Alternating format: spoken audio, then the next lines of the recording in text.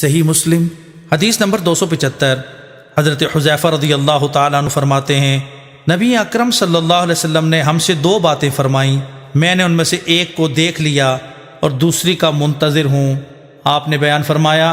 کہ امانت لوگوں کے دلوں میں گہرائی میں اتری، پھر قرآن مجید نازل ہوا تو انہوں نے قرآن مجید سے سیکھا اور سنت سے سیکھا، پھر ہم سے امانت کے اٹھ جانے کا ذکر کیا۔ آپ نے ارشاد فرمایا، ایک شخص سوئے گا تو اس کے دل سے امانت نکل جائے گی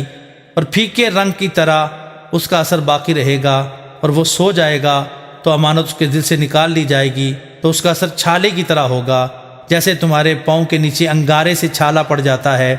پھر آپ ایک کنکری لے کر اسے اپنے پاؤں پر لڑکایا اور فرمایا، پس لوگ خرید و فروخت کریں گے، کوئی امانت دار نہ ہوگا، حتیٰ کہ کہا جائے گا فلاں قبیلے میں ایک شخص امانت دار ہے، اور یہ کہ فلاں شخص کتنا بیدار مغز، خوش طبع اور عقل مند ہے،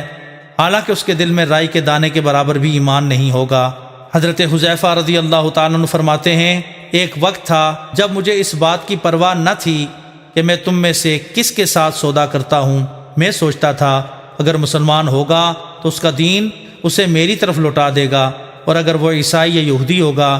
تو اس کا حکمران اسے میری طرف لوٹا دے گا، لیکن آج یہ حالت ہے کہ صرف فلاں سے خرید و فروخت کرتا ہوں۔ صحیح مسلم حدیث نمبر 276۔ ایک دوسری سند کے ساتھ بھی اس حدیث کی مثل مروی ہے۔